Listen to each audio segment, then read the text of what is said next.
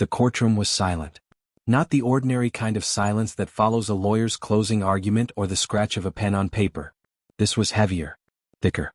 Like the air itself knew something had just been said that no one in the room was prepared for. People sat frozen in their seats, hands clasped together, eyes wide, as though even blinking would break the spell. And right in the center of it all stood an 84-year-old man, his shoulders trembling now though they had once carried the weight of battles most of us have only read about in history books. His name was Arthur Blake. A veteran. A man with medals on his chest, scars on his hands, and memories behind his eyes that no one else had ever been allowed to see. For decades he had lived quietly on the edge of town, tending to a piece of land no one thought twice about, until today. Because today Arthur spoke. In a voice roughened by age but steady with conviction, he revealed something that made even the toughest attorney at the plaintiff's table look away, his jaw tight as if giving the old man privacy in his own pain. And at the bench sat Judge Frank Caprio, a man known across the country for his fairness, for his compassion, for seeing not just the law but the people behind it. Yet even he, this judge with decades of experience, sat frozen, his gavel unmoving in his hand, as though whatever Arthur had just confessed had reached beyond the rules of the courtroom and struck something far deeper. What could an 84-year-old veteran possibly carry for 60 years that would make strangers cry, lawyers fall silent, and a judge hesitate before speaking? Friends, before this day was over, we would learn about a promise made in the chaos of war. A promise so powerful, so heart-wrenching, it would take 6 decades and a single courtroom to finally set it free. And when Judge Frank Caprio delivered his decision, it wouldn't just change Arthur Blake's life. It would leave everyone asking the same question. What is a promise truly worth? The courtroom itself looked ordinary, the kind of place you'd walk past on any weekday without giving it a second thought. Wooden benches polished by years of restless hands, a flag in the corner hanging perfectly still, the faint tick of a clock echoing against walls that had heard 1,000 verdicts before this one. But on this day it felt different. Like even the walls knew they were about to witness something history would never forget. High above the room, on the bench where law and judgment met, sat Judge Frank Caprio. For decades people had known his name. Some called him the people's judge, others admired how he balanced the scales of justice with something rare in courtrooms, humanity.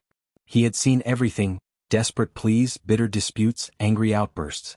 But even as he adjusted his glasses and looked down at the elderly man standing in the center of the room, there was something in his expression that suggested this case was unlike any other. Judge Frank Caprio was known for his fairness, yes, but also for the way he listened. Truly listened.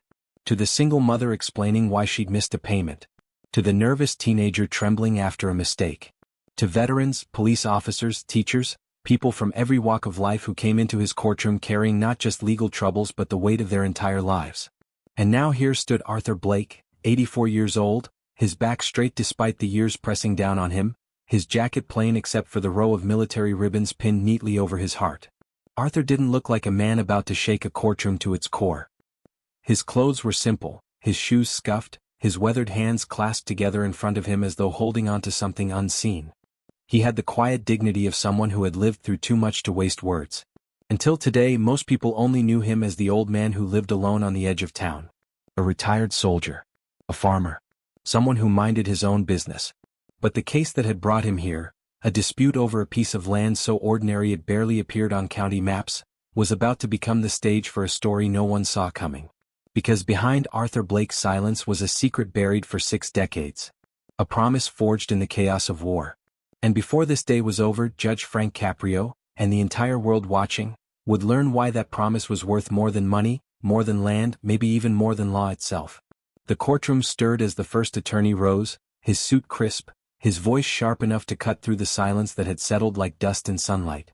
"Your Honor," he began, pacing slowly before the bench where Judge Frank Caprio watched with steady eyes, "this case is at its heart about ownership, nothing more, nothing less." He gestured toward a stack of documents on the table. Deeds, tax records, survey maps. "The property in question," he continued, 20 acres on the edge of town, was purchased decades ago. But my client maintains there are unresolved claims, financial interests, family agreements, that give him a right to this land. His words were smooth, practiced, the kind designed to sound reasonable while planting seeds of doubt. But then the second attorney stood, the one representing Arthur Blake. His tone was quieter, but there was an edge beneath it, the kind that made people lean closer. "Your Honor, with all respect, this is not just a matter of ink on paper. This land was paid for, maintained, and cared for by Mr. Blake for nearly 60 years. My client owes no debt, no explanation to anyone. The first attorney smirked faintly, sensing the room's attention shifting like a tide. And yet, he pressed on, we have records showing prior agreements, offers made, signatures discussed, even conversations about selling the land outright. He turned slightly toward Arthur. Perhaps Mr. Blake can explain why those deals suddenly vanished. Why promises made to certain parties went unfulfilled. There it was. A ripple of curiosity passed through the courtroom. Promises? Deals that never happened? People glanced at Arthur Blake, but the old veteran sat motionless, hands folded, face calm as stone. Judge Frank Caprio said nothing yet, only watched. But those who knew his courtroom understood that silence from the bench wasn't emptiness. It was weight. It was judgment being shaped one word at a time. The first lawyer leaned in for the final strike. We are not here to tarnish anyone's service record, he said smoothly. But even war heroes, even men of honor, must follow the law. And if Mr. Blake cannot provide proof for why he refused these agreements, this land, valuable land, should rightfully revert to the parties who sought it in good faith. Money, land, broken promises, and in the middle of it all, an 84-year-old man carrying something none of them could yet name. And before the day was done, Judge Frank Caprio, and everyone else, would learn that the truth had nothing to do with money at all. The first witness was a neighbor, an older man named Frank Dorsey, who walked slowly to the stand with a hat clutched in both hands. He glanced once at Arthur Blake before speaking, as if seeking silent permission. I've lived next to Arthur for 40 years, he began, his voice rough from years of cigarettes and long winters. Seen him out there in the fields before the sun came up. Never asked for help. Never owed nobody a dime. Quiet man. Kept to himself. The attorney nodded. Did he ever speak about selling the land? Frank let out a low laugh. Selling? Judge, this man turned down offers you wouldn't believe. Developers, oil companies, even the county when they wanted to cut a road through the north side. Said no every time. The lawyer tilted his head. Did he say why? Frank shifted, hesitating. Not exactly. Just that some things in this world ain't meant to be carved up and sold. Called it promised ground. A murmur rippled through the benches. Promised ground. The phrase hung in the air like smoke. The next witness was a local pastor, a thin man with kind eyes who walked with the slow patience of someone used to listening more than talking. He spoke of the winters when Arthur quietly paid heating bills for widows in town. Of the summer storms when he showed up to fix the church roof before anyone asked. Of the Christmas Eve when anonymous envelopes of cash appeared on doorsteps, though everyone knew where they came from. Never once, the pastor said softly, did he want thanks. Said some things don't need an audience. People turned to look at Arthur then, the old soldier sitting motionless at the defendant's table, eyes lowered, as though the stories belonged to someone else entirely. Then came a retired schoolteacher, gray-haired and trembling slightly as she swore her oath. Her voice cracked when she spoke. Years back, she said carefully, I remember hearing, well, rumors, that during the war Arthur lost someone close. Brother maybe. Or friend. Someone he never talked about. Folks said that's why he never married. Why he kept to himself. Like part of him stayed on that battlefield and never came home. The lawyer asked if she knew who the person was. She shook her head. No. Just that Arthur changed after that. Built a life, yes. But something in him went quiet forever. Rumors. Promises. A piece of land no amount of money could buy. Judge Frank Caprio leaned back slightly, watching the old man who had yet to speak a single word in his own defense. The judge had seen liars, thieves, con artists of every kind sit in that same chair. But Arthur Blake. Arthur carried himself with the calm weight of someone holding back an ocean. By the time the witnesses stepped down, the picture was taking shape. A man who had lived simply, given generously, asked for nothing. A man bound to a piece of land by something no one yet understood. And as the attorneys prepared their next move, everyone in that courtroom felt the same thing rising in their chests. Whatever Arthur Blake was about to say, it was going to break them all. The courtroom doors creaked as the next witness stepped forward. A man as weathered as Arthur himself, walking with the stiff-legged gait of someone whose body still carried echoes of military marches from long ago. His name was Walter Briggs, a Korean War veteran like Arthur, his jacket lined with the same faded ribbons, the same weight of years on his shoulders. He raised his right hand for the oath, then settled into the witness chair, eyes scanning the room before landing on Arthur with a look only old soldiers shared, a mix of respect, sorrow, and secrets too heavy for words. Mr. Briggs, the attorney began, You served with Arthur Blake, correct? Walter nodded once. Same war. Different units. Crossed paths more than a few times. Enough to know the kind of man he is. The lawyer paced slowly. Can you tell the court anything about his service record? Walter gave a short, almost bitter laugh. Service record? Judge, they could fill books about what Arthur did over there. Pulled men out of fire when the rest of us hugged the dirt. Took command when officers fell.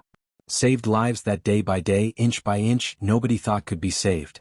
The courtroom leaned forward, but Walter wasn't finished. His voice dropped lower, rougher. Thing is, he said, he never took credit for any of it. I remember one time, after a battle near the Chosen Reservoir, command wanted to give him the Silver Star. Big ceremony. Cameras. Speeches. Arthur refused. Wouldn't even show up. A ripple moved through the benches. The lawyer stopped pacing. He refused a medal? Walter nodded slowly. Sent it back in the mail when they tried to pin it on him later. Said the real hero never came home, and wearing that medal would be like erasing the one who should have had it. People glanced at Arthur Blake, still sitting there with hands folded, eyes downcast, silent as stone. The attorney pressed gently. Did he say who this real hero was? Walter shook his head. Never. Not once in 60 years. All I know is after the war, Arthur went to visit somebody's family, spent 3 days with them, then came back quieter than I'd ever seen him. Like he left words in that house he couldn't carry anymore. And just like that, the puzzle sharpened. A hero who wouldn't claim his own medals, a friend buried in silence, a promise no one could name. The land. The rumors. The decades of solitude. Judge Frank Caprio leaned forward now, sensing what everyone else felt. The story was about to break wide open. Arthur Blake rose slowly. No lawyer prompted him. No judge demanded it. The old man simply stood, his back straight though his frame was thin, as though the weight he carried needed to be spoken before it crushed him completely. The courtroom fell into a hush so deep it felt sacred. Even the air seemed to hold its breath as Arthur reached into his coat pocket and drew out a small leather-bound notebook. Its cover was cracked, corners frayed, pages yellowed with age. When he spoke, his voice was rough but steady, like gravel under slow wheels. Your Honor, he said, looking directly at Judge Frank Caprio for the first time, I've listened to the lawyers talk about deeds and contracts and money. But this land, it was never about any of that. He paused, his thumb brushing across the diary's surface. It was about a promise. You could hear a bench creak as someone leaned forward. Arthur opened the notebook with the care of a man handling something alive. I kept this during the war, he said softly. Not for me. For him. For Sam. The name hung in the air like a prayer. Arthur flipped to a page near the back. His eyes lowered, scanning handwriting faded but legible, each word pulling him 60 years into the past. April 17, 1951, he read slowly. Night attack. Mortar fire heavy. We were ordered to hold the ridge until dawn. Sam Turner pulled 3 men out of the line that night. I was the 4th. Told him to stay down, but he just grinned and said, not till everyone's safe. Arthur's voice caught then, rough and sharp, like barbed wire dragged across the heart. He went back a 5th time. Never came out. A woman in the gallery covered her mouth. Someone in the back sniffled softly. Arthur closed the diary halfway. They gave me the Silver Star because I was the ranking survivor. But it was his medal. His courage. His life that saved mine. And I couldn't take credit for it. Not then. Not ever. Judge Frank Caprio's eyes were unreadable, but his grip on the bench tightened almost imperceptibly. Arthur's voice softened. After the war I went to see his folks. His mama cried for 3 days. His daddy barely spoke.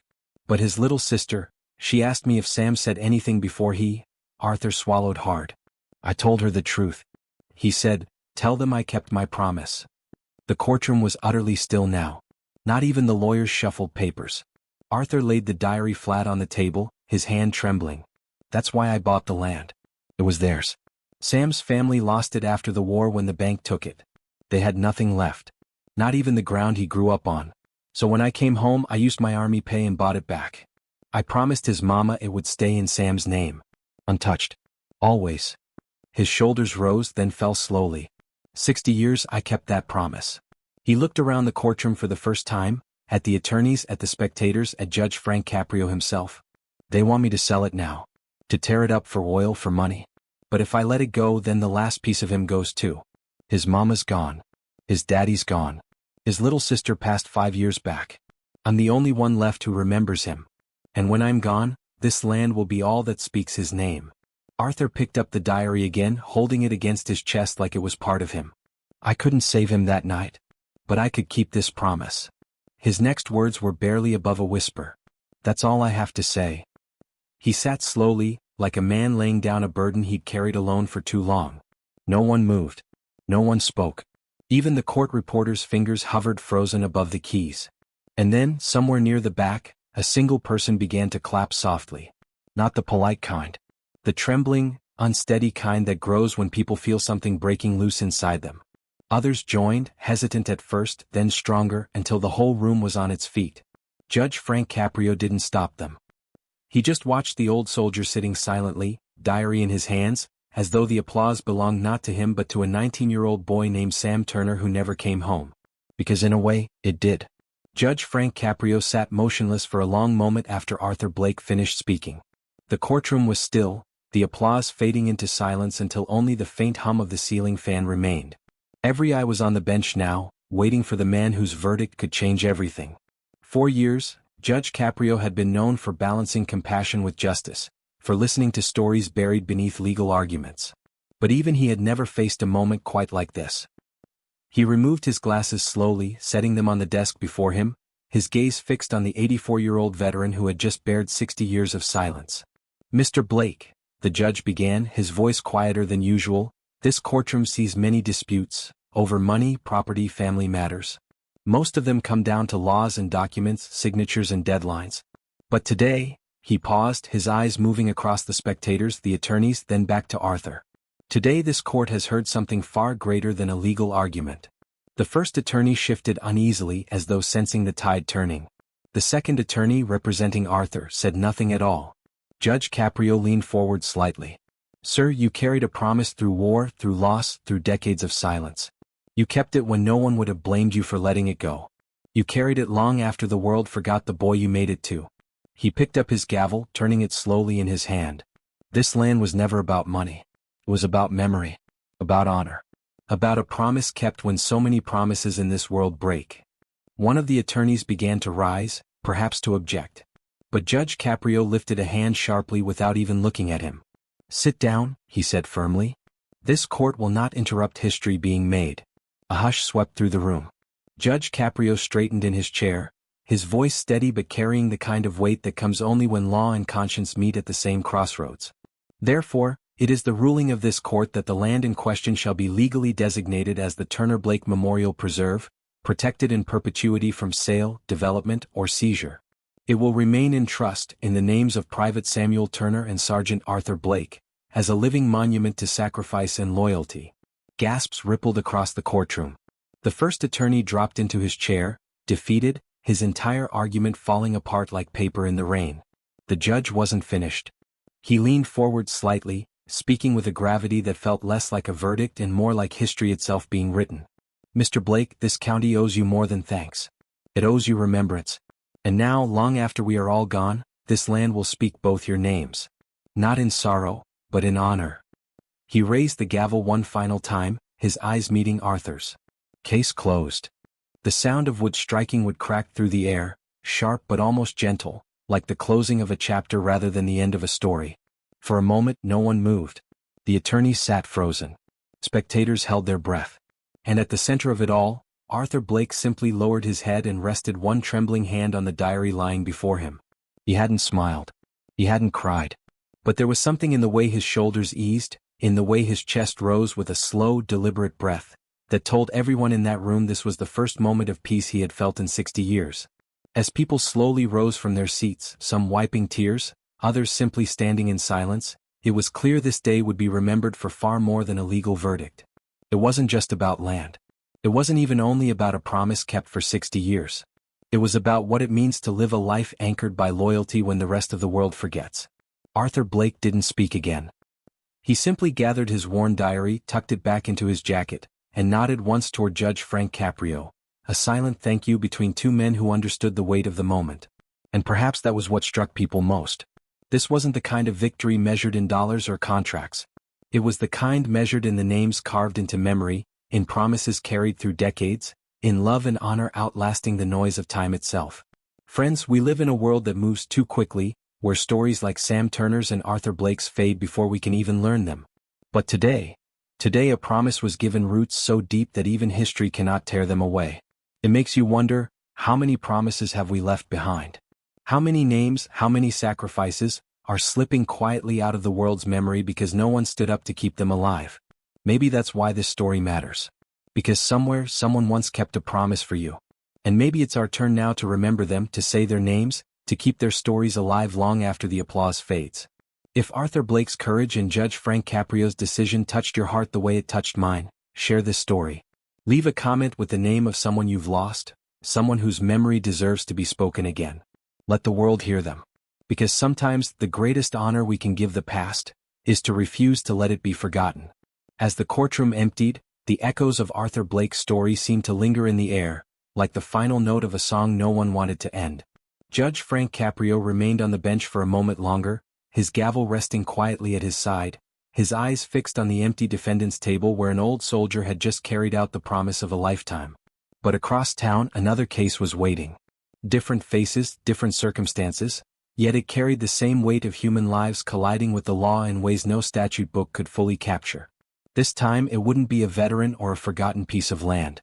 It would be a single mother standing before Judge Frank Caprio, her voice shaking as she explained the impossible choice she had made, a choice between survival and the very law she had broken.